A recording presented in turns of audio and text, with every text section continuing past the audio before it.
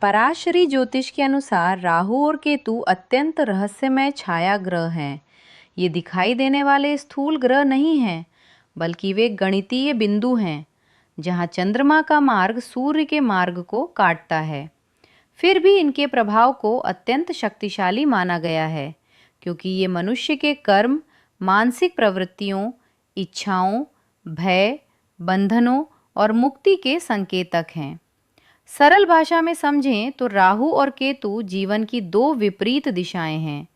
राहु वह शक्ति है जो हमें संसार, अनुभव, महत्वाकांक्षा, लालसा और बाहरी उपलब्धियों की ओर धकेलती है, जबकि केतु वह शक्ति है जो हमें संसार की चमक दमक से हटाकर भीतर आत्मचिंतन, वैराग्य और आध्यात्मिक खोज की ओर मोड़ती है।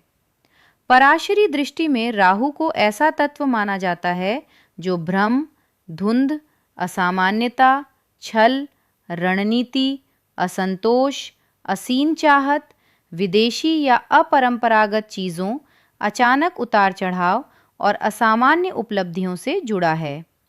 राहु का स्वभाव ऐसा है कि जहाँ भी बैठता है वहाँ और चाहिए की भावना पैदा करता है।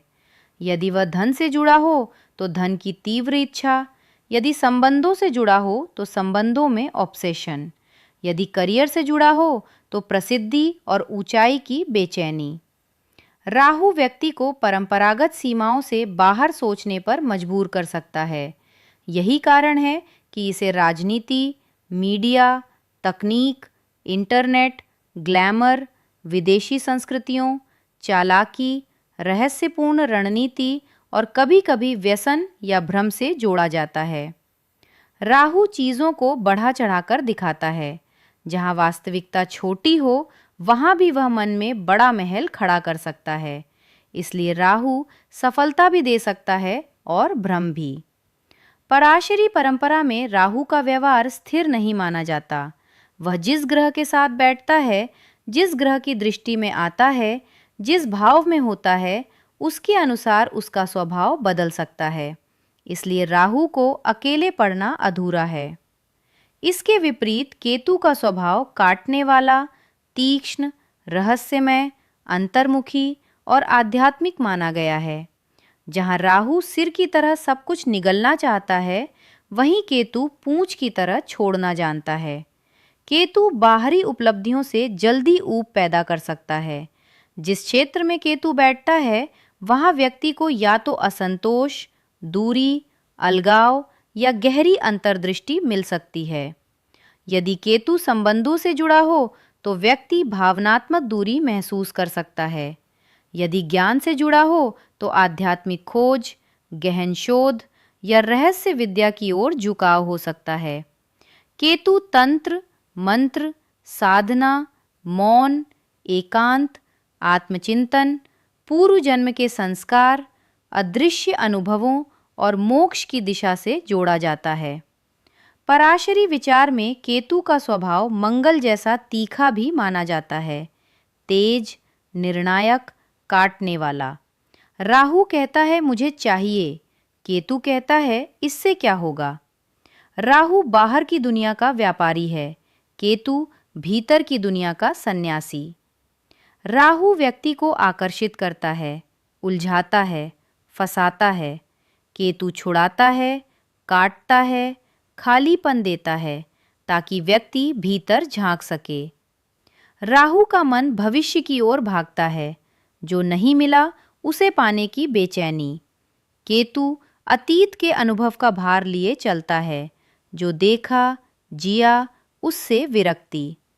यही कारण है कि कई ज्योतिषीय व्याख्याओं में राहु को अधूरी भूख और केतु को पुरानी तृप्ति या पुराना कर्म माना जाता है। दोनों हमेशा कुंडली में आमने सामने रहते हैं, इसलिए जीवन में एक अक्ष बनाते हैं। एक तरफ अतृप्त लालसा, दूसरी तरफ अनासक्ति।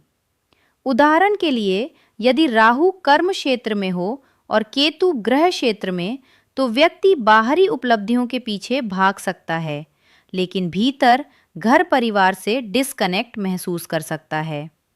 यदि राहु संबंधों में हो और केतु स्वयं में, तो व्यक्ति दूसरों से वैलिडेशन खोज सकता है, जबकि भीतर खुद से दूरी हो सकती है।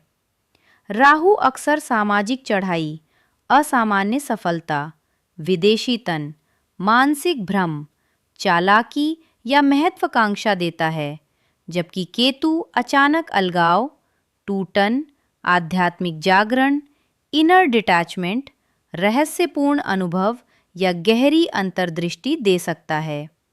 दोनों शुभ या अशुभ के सरल डिब्बों में नहीं रखे जा सकते। ये कर्मिक संकेतक हैं। राहु जीवन की वह परीक्षा है जहां इंसान इच्छाओं में खुद को खोजता है, और केतु वह परीक्षा है जहां इंसान सब छोड़कर खुद को खोजता है। एक आपको संसार के मेले में ले जाता है, दूसरा उसी मेले के बीच पूछता है, अब सच में चाहिए क्या? पराशरी दृष्टिकोण से एक और महत्वपूर्ण अंतर यह है कि राहु और केतु मन की कार्यप्रणाली पर बहुत अलग असर डालते हैं। राहु मन में धुआं, अस्थिरता, कल्पना, अतिशयोक्ति और साइकोलॉजिकल हंगर पैदा करता है। व्यक्ति कई बार वास्तविकता से अधिक अपनी मानसिक कहानी में जीने